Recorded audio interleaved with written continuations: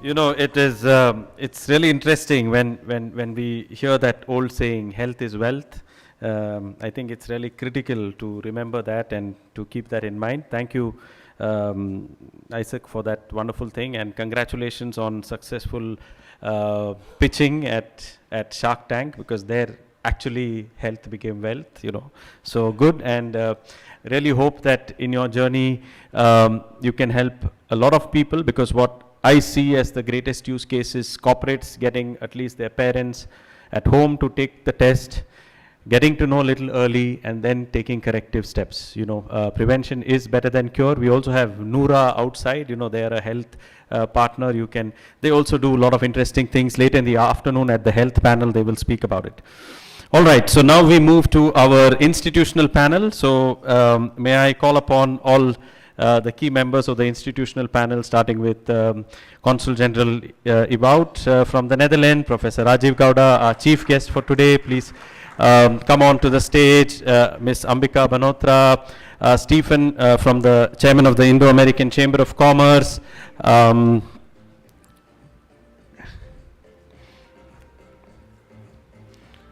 All right. So please come on stage, and sir, you can sit down. I'll give you. Okay, sure. I'll call you up in a minute.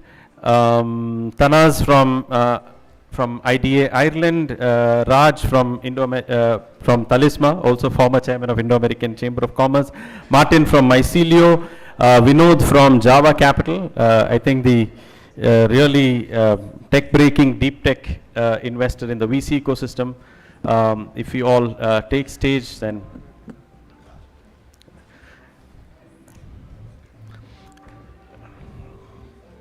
yeah, you can keep it. Give it.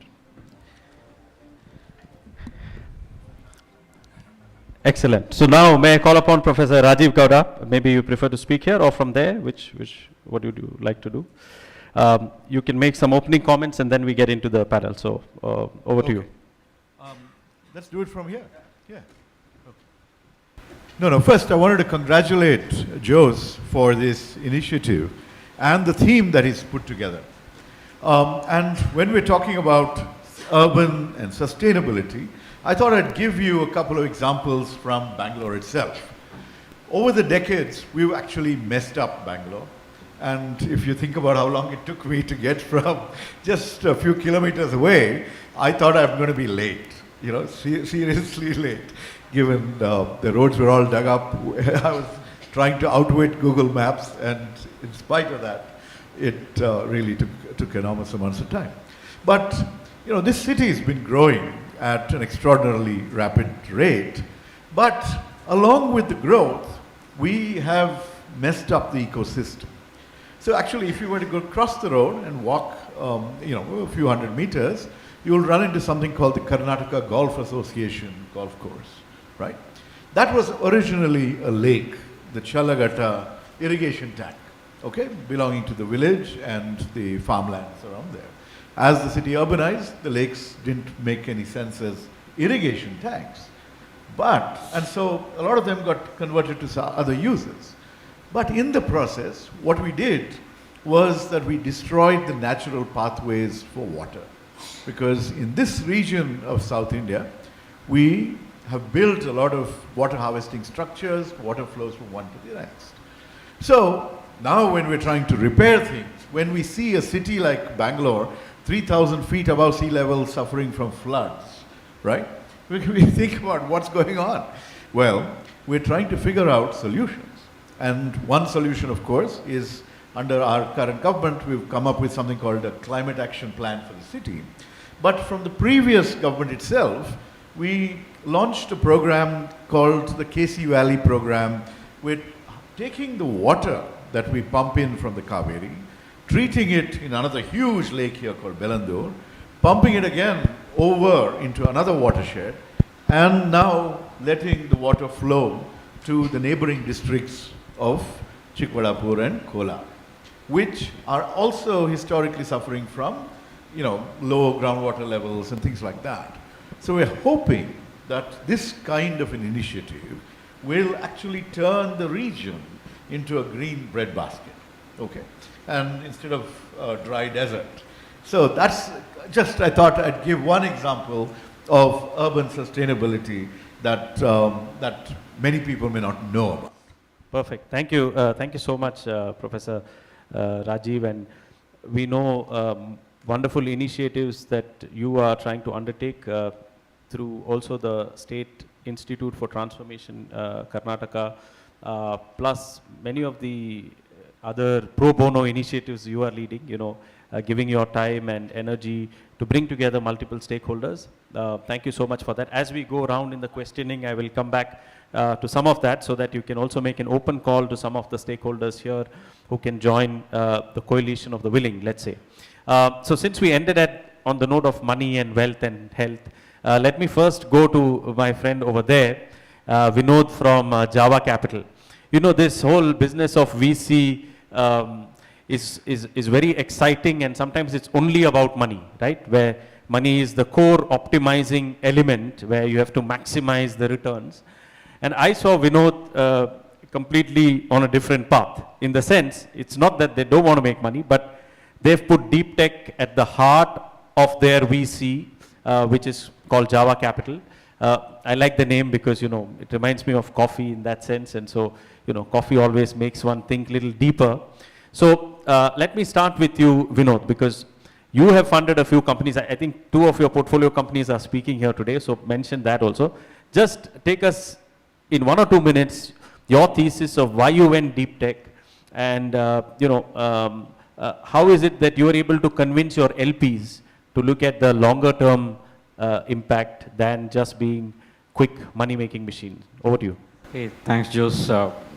I think, Bangalore is the reason, in a way, for me to do deep tech. I've born and brought up, engineer, like most people would say, spent like 5 years in technology, then marketing. I think it's a unique flavor that the Bangalore gives, and the ecosystem is there. That's what, why I'm there in deep tech. I think so many people could be there. I think that's the reason why I'm trying to invest in deep technology companies. And of course, you all listen to Professor Satya, who's building ePlane. That's one of our companies. And apart from that, we've invested in various companies, which also addresses at the root cause, solutions, which could be for cities, it could be for the country.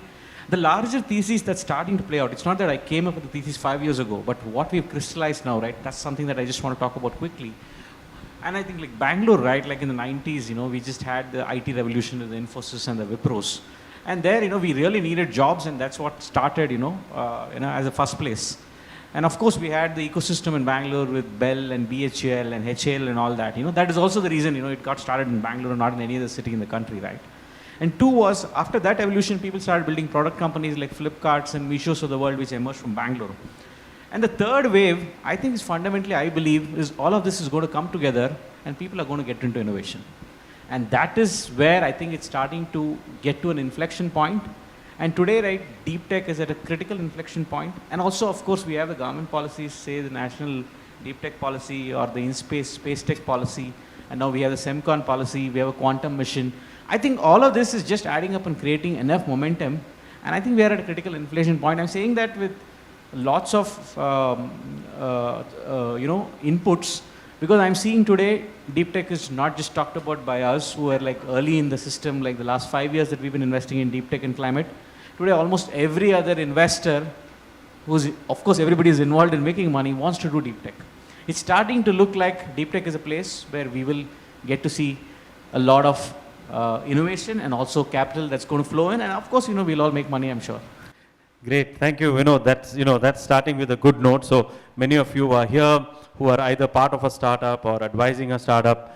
You know whom to call when you need money, right? All right. But of course, you need to have a strong thesis and something viable, something scalable. So thank you so much. I just now want to go a little deeper as I shift to Martin. Martin, you lead Mycelio, which is building a mobility ecosystem. And one thing that everybody in the room would say that they suffered to reach this venue is a mobility solution, which can be predictive, which can be timely, and so on. So I just want you to first of all explain what Mycelio does as an ecosystem, because it's not just about one company, but you're building an ecosystem, and how you're using tech to basically get all the founders to look at a larger solution and not just solving one piece, but rather to solve a larger aspect which can create impact and create a sustainable future. I also know that you actually initiated and anchored Asia's largest clean mobility summit, which you do every year, giving awards to startups. So please highlight these two aspects and what's the thought process behind it. Over to you. Thanks, Jose. Congrats for putting up this event. I know it's not easy. Like you said, I do this, and I know what goes behind to put up an event like this, so congrats to you. Yes, mobility is something that we focus at Micelio. Just to take one step back, for the last couple of years at Micelio, I get the opportunity to speak to a large number of mobility players. And we focus on clean mobility. So I get to speak to the large OEMs, startups, VCs. We are also a VC fund of a $30 million fund. We both have a common startup investment in E-Plane and others. We have the largest portfolio of clean mobility startups in the country, about 11 of them. So we do investment, we have an engineering facility, and we have a community. So I get to speak to across the spectrum of mobility. And one thing that I've seen in the last 2 years, I've spoken to large automotive giants, is the definition of mobility has been changing. And it's just not transportation, but it is an interconnected ecosystem. And it's the user-centric experience which is at the forefront of mobility. So the definition of mobility is evolving today. So in this front is where at Micelio what we've done is we have a vertical called the Micelio Discovery Studio, where it's a test bed for startups as well as corporates, where we give them a space to test, innovate, and refine their innovations. Like Vinod mentioned about innovations, we believe innovations will solve the problems of the mobility space and bring the user experience that is evolving today. So Micelio Discovery Studio is the space that we create for startups as well as corporates to put this together to innovate, refine their innovations. In this regard, we've partnered with AR/AI, which is the numero uno of certification of mobility in the country. We partnered with them and we've invested together to set up a digital twin facility, which is a state-of-the-art facility. And we convinced ARI and backed by the government of India to move out of Pune, which is where they were for the last 50 years.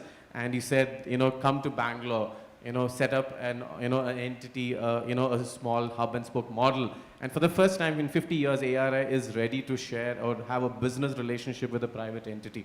So we've kind of moved that bar of how even governments also work in the area of innovation and how to work with startups.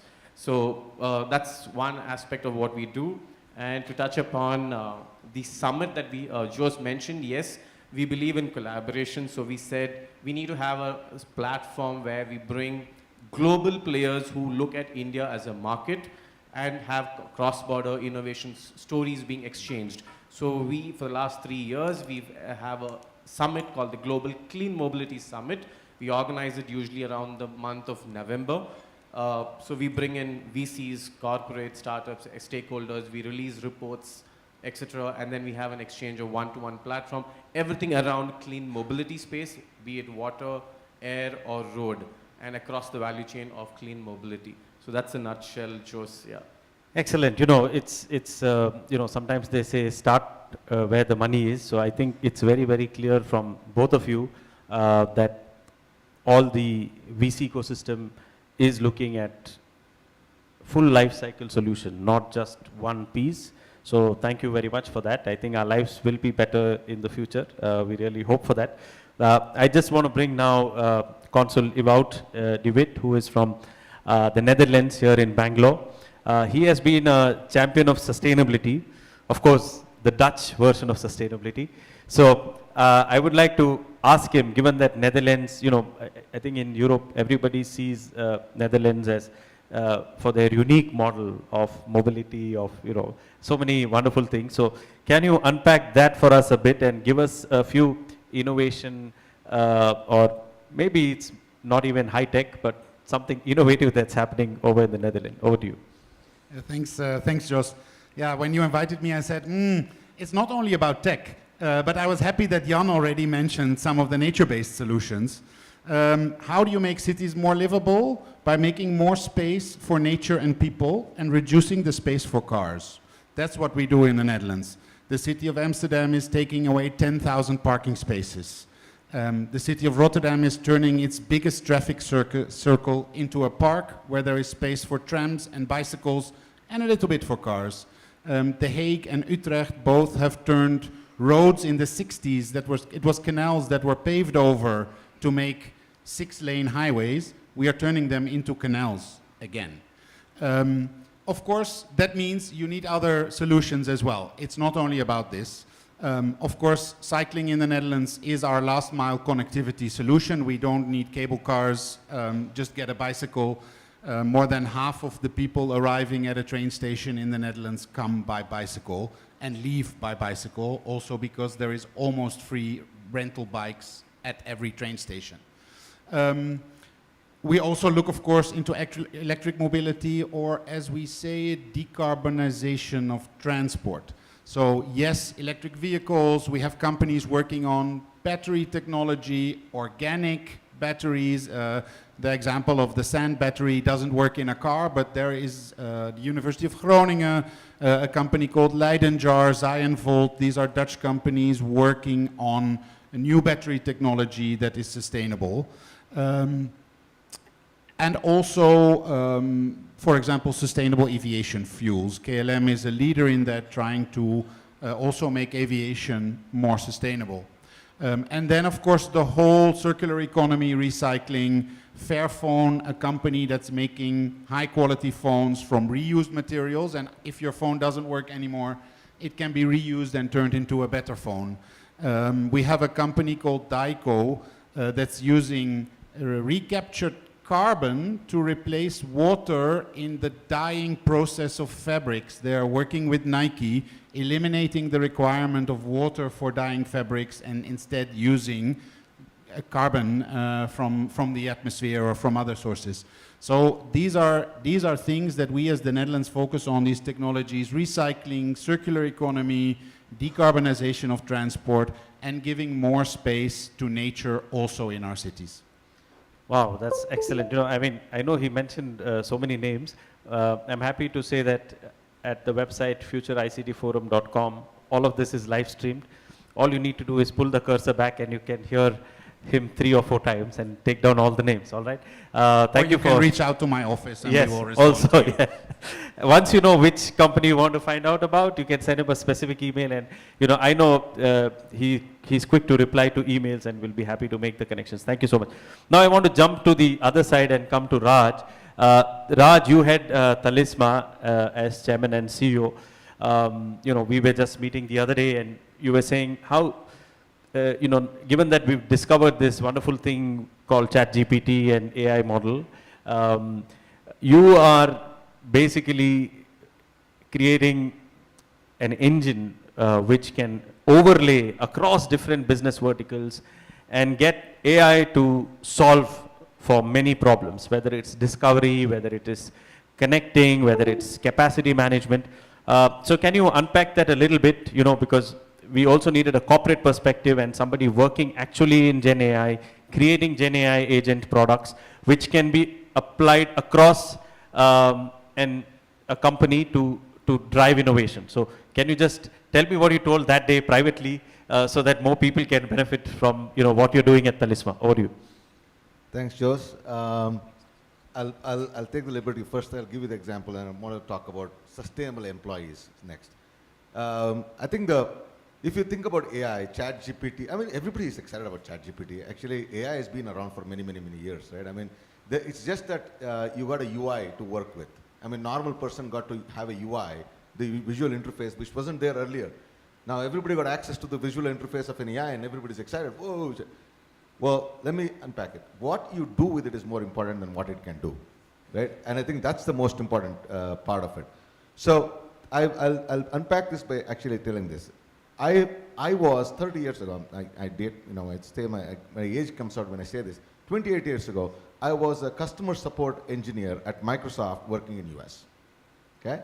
And what I had there was a CRM software, a knowledge management software, a phone call, and a whole bunch of seniors around me whom I can go reach out to if I have a problem.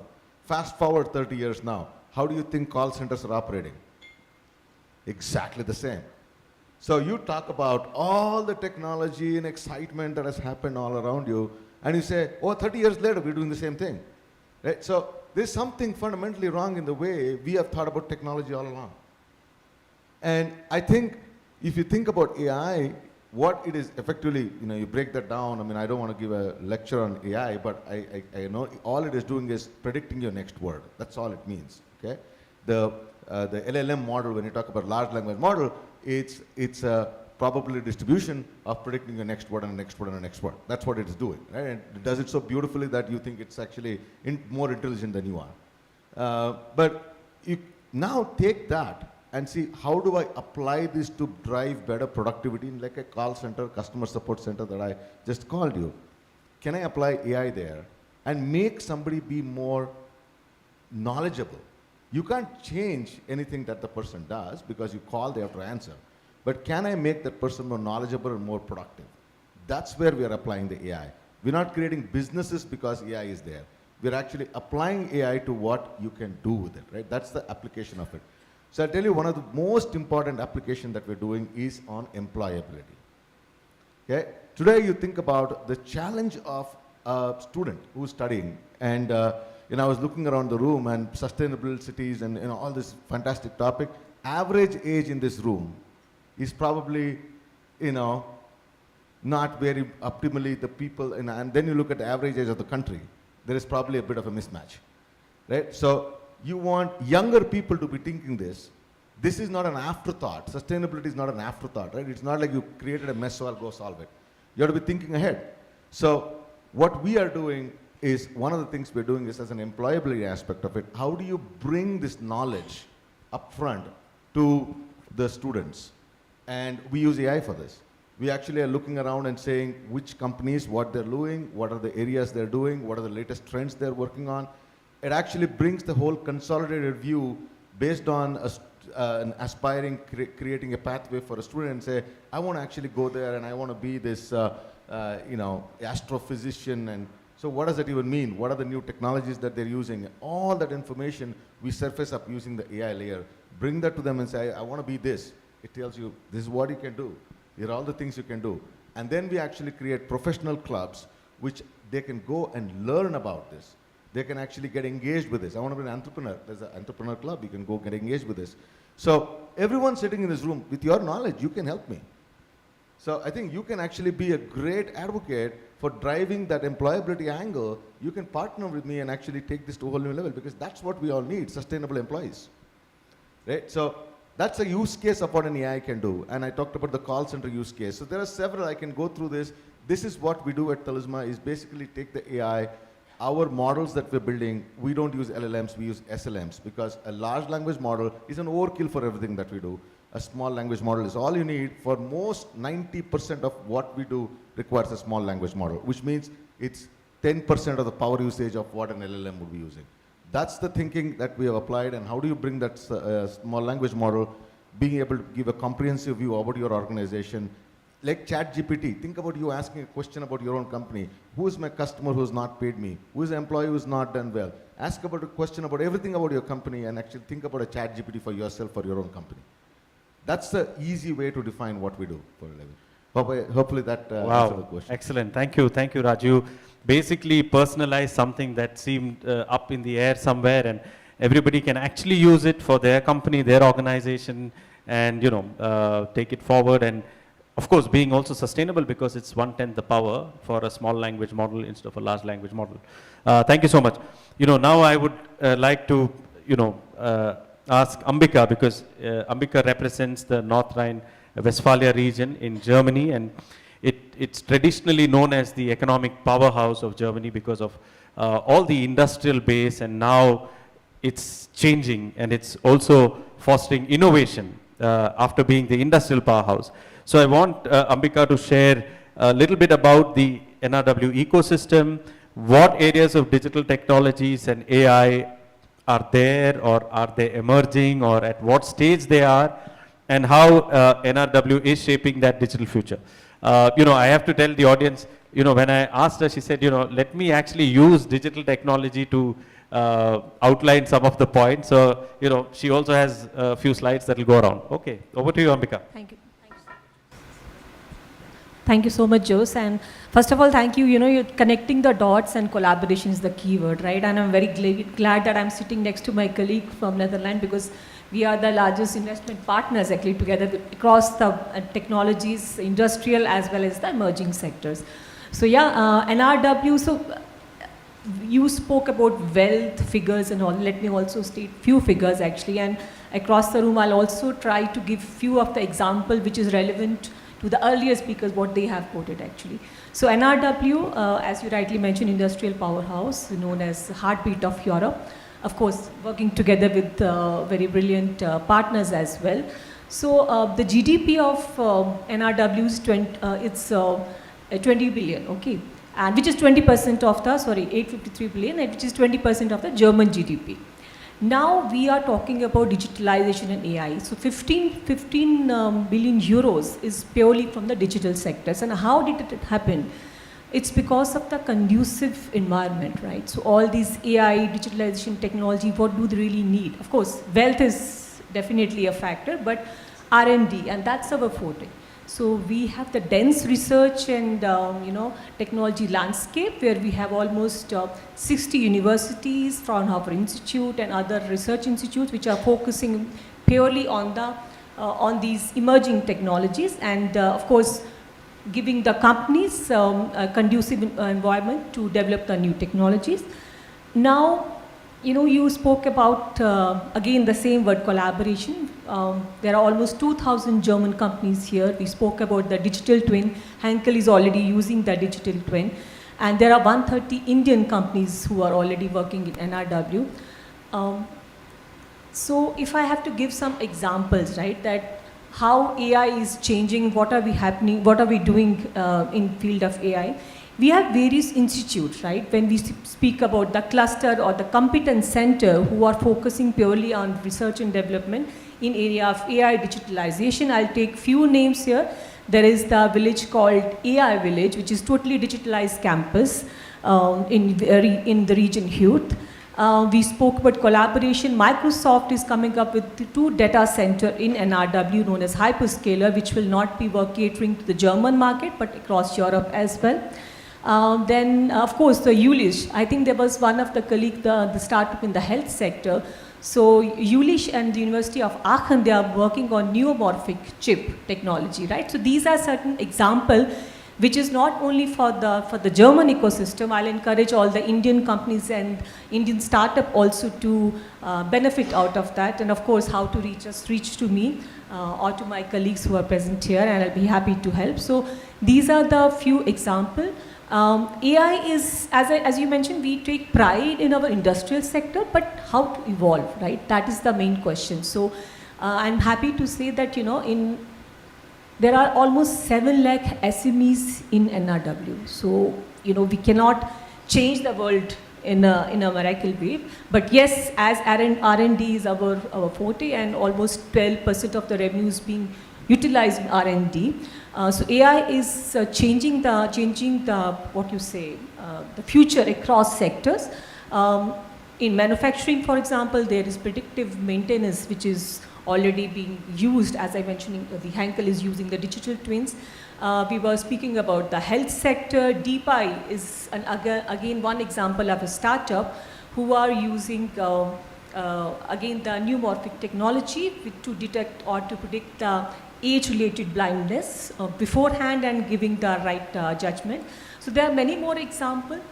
I'll also want to mention that, so these are a few examples which are across the sector. Somebody mentioned about the renewable energy and the grid technology, best practices between India and NRW. So there is one company from Gujarat region, and now they are giving their services in the area of solar manufacturing and working together with the energy hub leaders, RWE and E.ON. So yeah, these are few examples, I would say, which are paving our way to the digital future. Excellent. Thank you so much for that very detailed outlay. I think many of you could see, the slides up there as well. I am interested next time when I am there to visit the AI village and, see what happens. I wonder why they would not call it AI city, but maybe because they didn't have the whole city to go that way. But thank you so much, Ambika, for laying that out. I now want to jump to Stephen, just to change the track a bit. Stephen, you are chairman of the Indo-American Chamber of Commerce, but you are also partner at Kocher & Co., which is a very strong legal firm, and you advise many companies in their ICT aspects. You know, as companies are digitizing, as digital data is everywhere, there are always possibilities of things getting hacked, data getting misused, or you know, things going wrong. So is there some cautionary advice that you can give also to startups and also to our VC friends, how they can put the guardrails for safety, especially given that most of their scaling and success is driven by data? So can you unpack that for us a bit? Thanks, Jose. You know, one of you mentioned about connecting the dots. So one thing that's kind of common with pretty much every business is the use of personal information.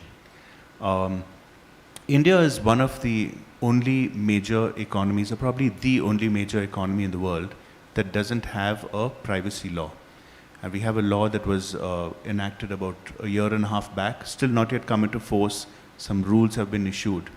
So what I want to caution everyone about is there's somewhat of an earthquake about to happen when this law comes into force, because most businesses are not prepared for it. And the main reason they're not prepared for it is because we've not really had a law like this before. If you take, say, the EU, which started on a law like this in the 1990s, and then they had GDPR a few years ago, which is a kind of new law. So what do we need to do here? We need to start with mapping our data, finding out what data we have, what are we using it for, where is it stored, who accesses it. Then we've got to decide, how do we want to use this data? Is there data we don't actually need, we are just unnecessarily collecting? Get rid of it. And then once we know that, we've got to draft a policy or a notice which says, okay, this is the data we're collecting, this is the purpose of the data, this is what we're using it for, and these are the products or services which are using that data. You've got to prepare a statement and you've got to give it to every single data subject, and you've got to get their consent, and their consent can even be granular, meaning they can accept one type, one aspect and not another one. And then there are a whole lot of other things like how long you can retain the data. There are rights of data subjects that they can write in and say, what data do you have of mine? Please delete my data, and so on. So it's a whole ecosystem that every single business, small or big, needs to manage. Those who are doing business outside India, particularly in the EU, and who are GDPR compliant, have less work to do. But even there, the Indian law is different from the GDPR one. It's less comprehensive, so less things to do, but in some ways, it's actually stricter than GDPR. So that's my caution to everybody. Please get working on this as soon as possible. Okay. Otherwise, you'll be in a mad rush at the end. Okay. Also, my thing, you meet Stephen at lunch and, you know, try to get as much free advice from him when he's here, right? But thank you, Stephen. I think that word of caution is important as we are all running after the tech brigade. It's also important to make sure that personal right, privacy is you know, protected. Now I want to jump over to Tanaz from, you know, from Ireland, or she represents the Ireland office in Delhi. You know, given that Ireland is a tech leader and, you know, it has been, look, all the big giants have their headquarters in Ireland. Of course, some would say it's tax reasons and otherwise. But given that they have their headquarters there, there's a lot of stuff happening, right? Board meetings, innovation, briefs, and so on. So could you share with us the landscape of tech and sustainability in Ireland and how it has evolved over the last few years? Sure. Thank you, Jose, and pleasure being here. So first, companies don't come to Ireland just for tax. Yes, the corporate tax rate is 12.5%, but if there was no talent, if there was no ecosystem, if there was no government support, they wouldn't thrive and they wouldn't continue to grow. We've a history of multinationals coming in, setting up in Ireland, not just for the Irish market, but also to access Europe and then other global markets from Ireland. Coming to sustainability, focusing on the topic at hand,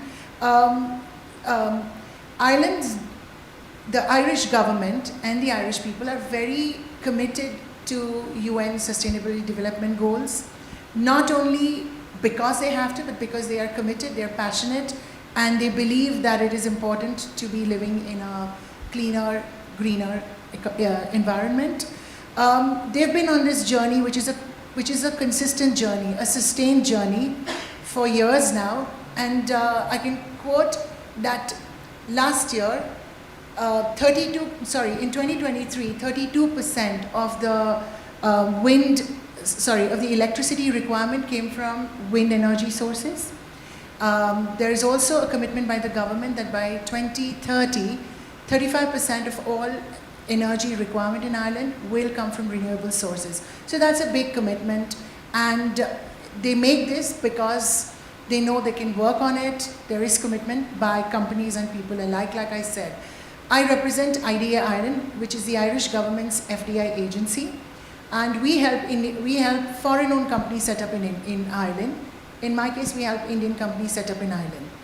Now, over the years, we've had many manufacturing companies across pharmaceutical, heavy engineering, etc.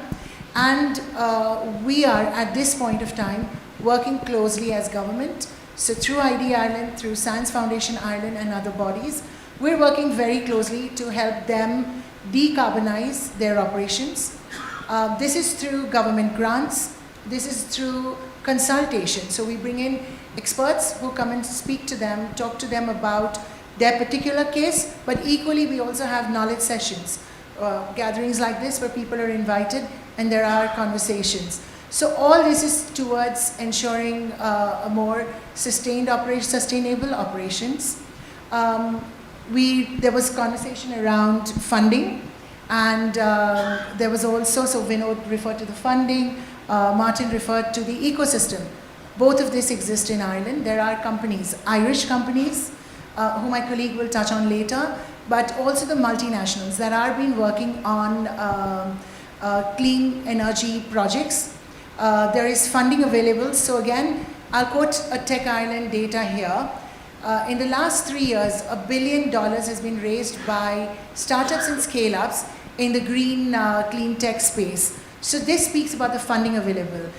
If I go to speak about the ecosystem, and just because future mobility was mentioned, JLR has a center of excellence in Ireland, more than 360 engineers working on cars of the future, infotainment, etc. There's a future mobility campus in Shannon, which is a part of Ireland. So there's a lot happening, whether it is around future mobility or smart cities. We have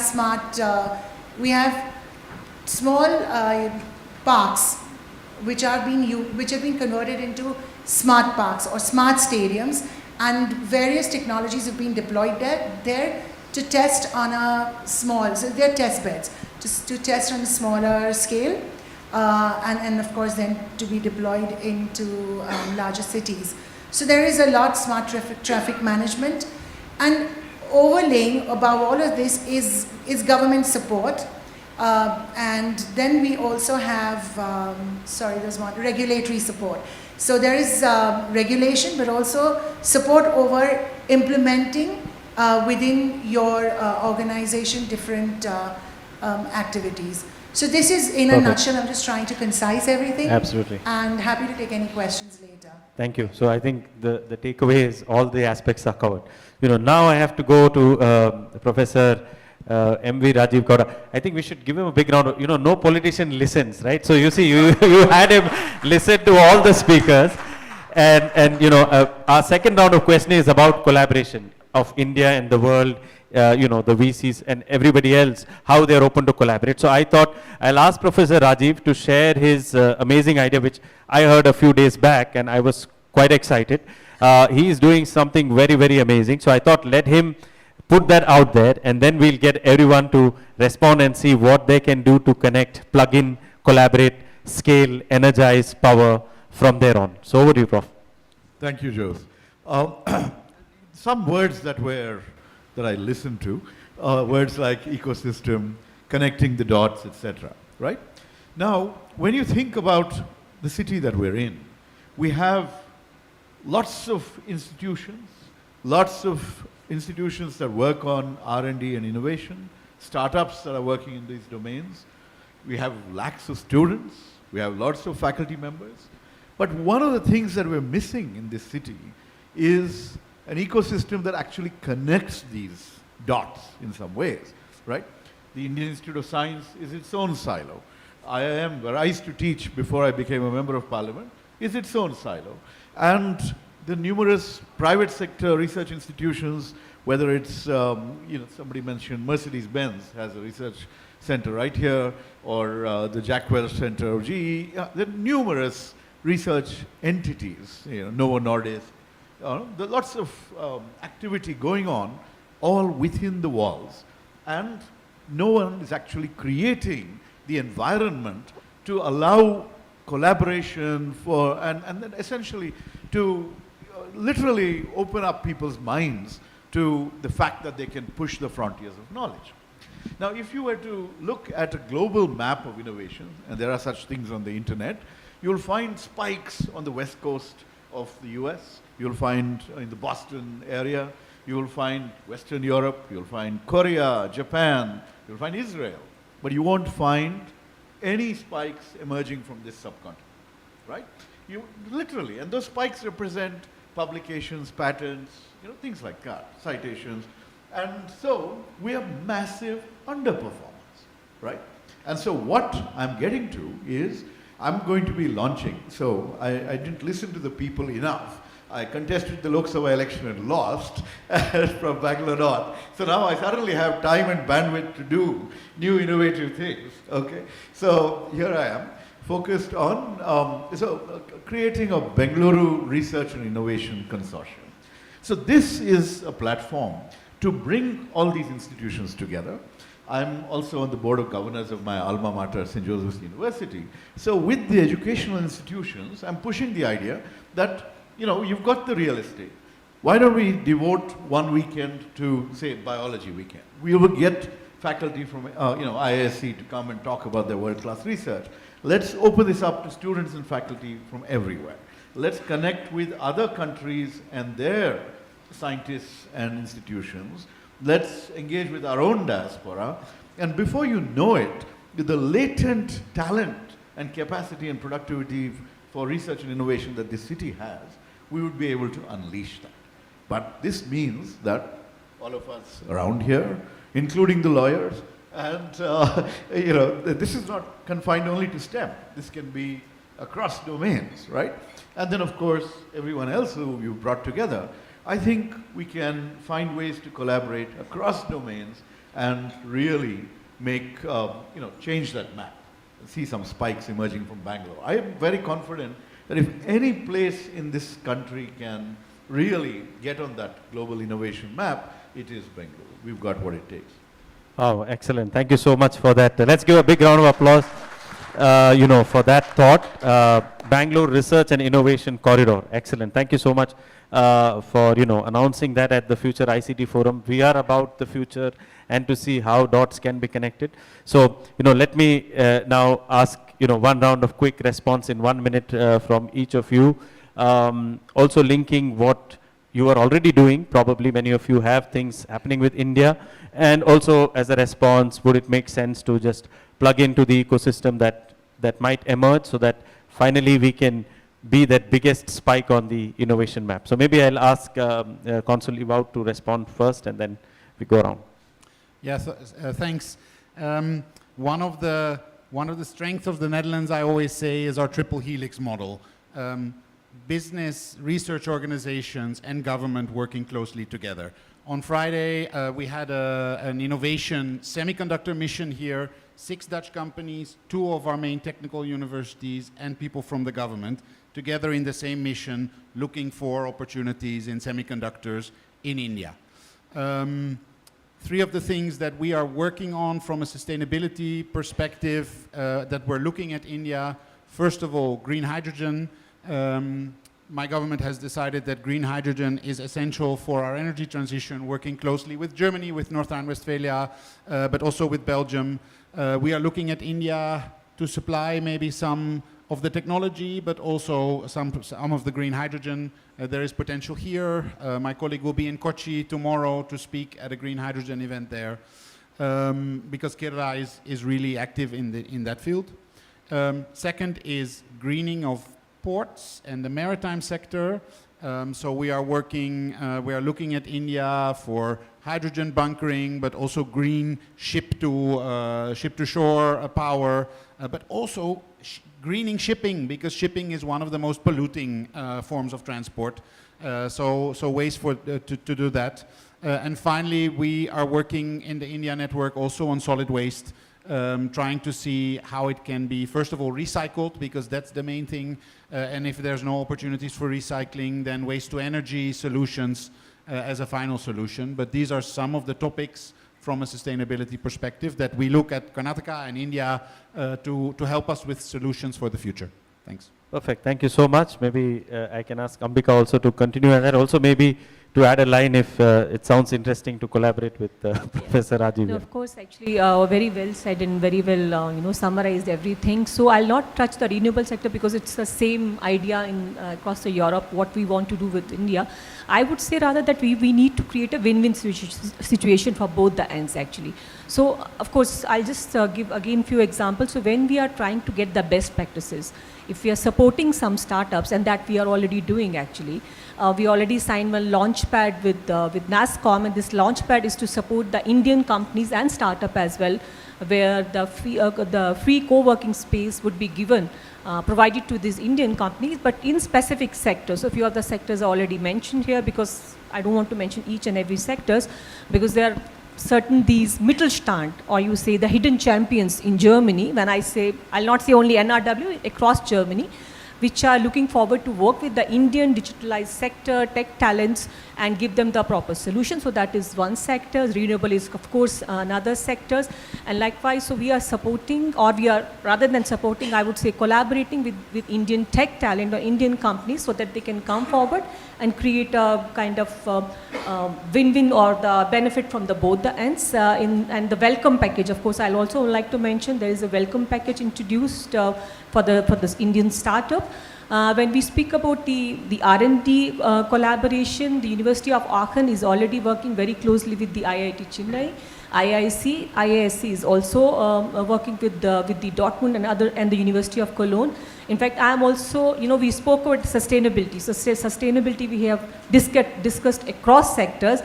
When I say we, the government and the entire ecosystem, we are also supporting few of the startups from IISc, and especially, I'll not mention the name, but yeah, they are in sustainability in space. So this is what we want actually, that there are the unique solution which can complement to the European or the German or these market should come forward and take anybody who's sitting across the panel to come forward and take the benefit out of that. So I think I'll pause it here. I mean, that's really very, very specific examples. Somebody wants to welcome you with money, it's a great thing, and I can see that welcome package. But I'll still say that R&D is more important Okay, than money. absolutely, yeah. So I think, it was really nice to throw out all these wonderful things. So now I want to take a quick line from each of you, since we are running against lunch and there's one or two more presentations before lunch. So just a quick line of thought on collaboration, and what do you think of Professor's idea, and so on. I've already signed up for my professor's collaboration, so I don't know about rest of you, but this is exactly what we talked about, right? I think I believe everything we talked about here, at the heart of this is people, and it is those people are people who are ready to actually embrace everything we're talking about. And I think, how do you actually make them better, knowledgeable? How do you prepare them to be having the access to information, experience that they need, so that actually they can be great sustainable employees for the future? So I think this is a very essential part of it. We look at how do we create this kind of an ecosystem at global level. We have partnerships with multiple universities out of India as well, and creating this ecosystem out of India. So there is a lot of opportunity, by the way, and I was not joking when I said all of you can actually we can all join hands in doing this. I'll be happy around here during lunch, exchange cards. please join me in this mission, and please join Mr. Rajiv Gowda as well. Thank you all. Also, Stephen, before, I just want to know what's happening with Trump and so on, because you represent Indo-American Chamber of Commerce. Every day in the morning, people are seeing the news, the markets are falling, all kind of crazy stuff. So maybe you can add one line and then the line on collaboration. Yeah. Sure. So we actually have a webinar which we are organizing in about 10 days on the Trump reciprocal tariffs. Some of what he's doing is hard to understand, especially with Canada. But reciprocal tariffs, I find it very hard to dispute it. Like, okay, whatever you tax us, we'll tax you too. I think the worry for me is what model is he going to use? So my understanding is it's not going to be product-wise, but they're going to take some kind of average and then say, okay, this is India's tariff average, so we're going to slap this tariff on everything that comes from India. But the even bigger worry is, will it cover only physical goods, or could it cover software and services? If it does, we are in deep trouble. The thing with that, though, is physical goods has to come across a border. There's a customs agent there, so it's easier to manage. But with software, we're just sending it back and forth. There's no real check. So the compliance burden for US companies who are procuring it would be crazy. So perhaps it may not happen. But I think that's clearly a big worry. At Indo-American Chamber of Commerce, we basically trying to foster trade between India and the US. We hold a lot of events. We've done about 5 events in the last 6 weeks. We host trade delegations from the US from different states, and we also send trade delegations from India to different parts of the US. And we're really at the forefront of dealing with all the kinds of issues that are faced in India-US trade. The biggest one today, I think, is the reciprocal tariffs. Thank you, Stephen. But you're also open to collaborate for the idea of what Professor said? Yeah. Absolutely, and I'm very happy he mentioned lawyers. Okay. So that everything is kosher, right? All right. Okay, Tanaz, over to you. Thank you. So I'll keep it brief. The India-Ireland relationship actually goes back decades to pre-independence struggle time. There was informal, where we cooperated, if I can use the word, on our freedom struggle. And equally, the education system in India, the English education system, was rolled out by Irish missionaries, although under the British, but that is it. So our relationship goes back many, many years. In recent years, there's been many cooperation treaties, agreements signed between institutes in India. So for example, the Trinity College and under Science Foundation Ireland and the Indian Science Academy, they have a collaboration treaty on innovation and research projects.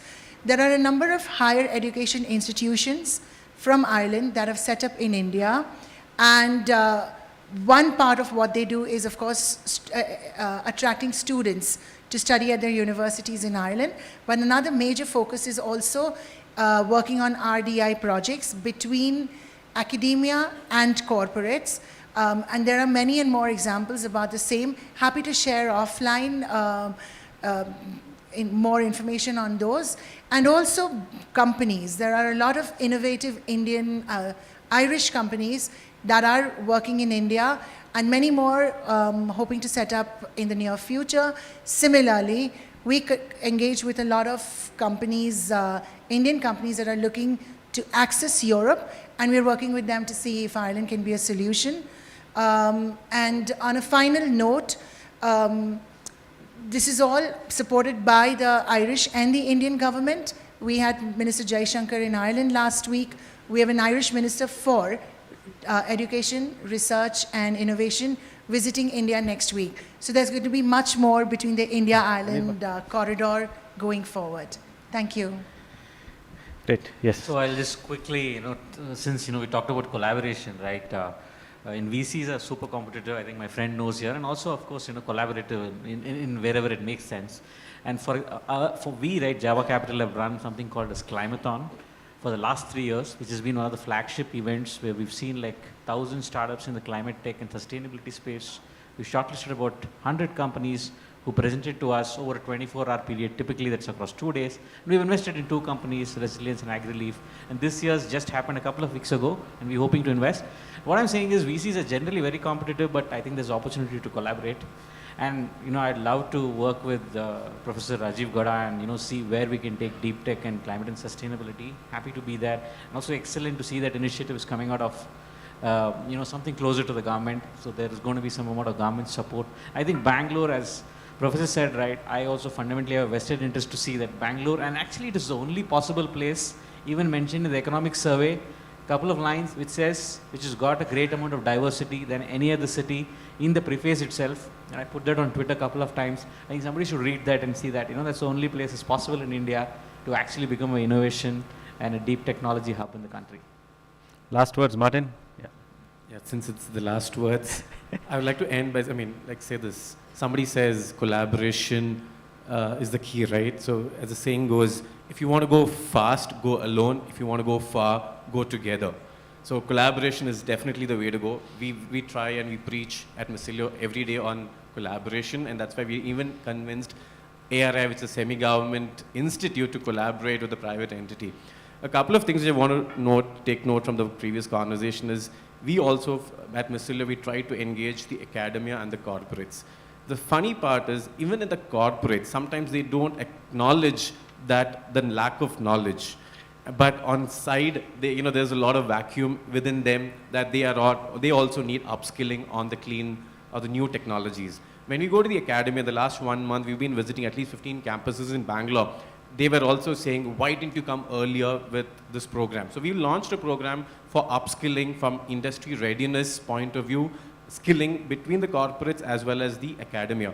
One note, a very large OEM, we went to them, we spoke about this initiative. We just said we were starting this, and they're like, we want it. And they were like just one layer below the CTO. He's like, no, Martin, you do it for us. If you do it for us, and if I like it, I'll take you to the entire organization, which is about 50,000 plus employees. So that's the gap that is there. So I think the innovation, the gap of skilling, all of this needs a lot of collaboration. And I think one point which I want to make again is, since Mr. Stephen is here, is our country does not have a lot of IP within the country. The patent law, the importance of patents is not there. Most of the patent registrations in our country is mostly by the MNCs. So 2 years ago, I went to Japan. I spoke to some of the corporate attorneys like Toyotas, and I said, okay, can you help in building the patent IP kind of ecosystem in the country?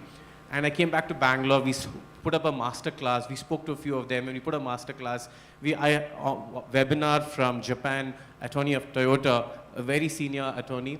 And then on the day of the webinar, not a single person turned up. It was a sad story. So that's the lack, that's the skill gap, or that's the awareness gap that India has in terms of, we talk about innovation, but the IP drain or the patent drain that India has is significant. We are actually sometimes paying for licenses created by an Indian brain outside outside. Okay. So there's a huge gap. So I think initiatives like Professor Rajiv Gowda's should probably address this, and would love to join you, Prof, on the mobility side of the story for the country. Excellent. Thank you very much. Let's give a big round of applause to the wonderful panel. I think they have inspired us to collaborate. We need you for 1 more minute because, I told the backend team, Anirban, can you come over? Also, Jan, please come on stage. We have the report or the vision document of DEG. Maybe Anirban can share a line, and then I'll want every one of you to have it, because what DEG does, it creates the network for people to plug in and collaborate. So since our panel is here, we want to collaborate. Let's also have this digital network kind of relaunched at our event. Yeah. Thanks a lot, Jose. Thanks. Yeah. Sure.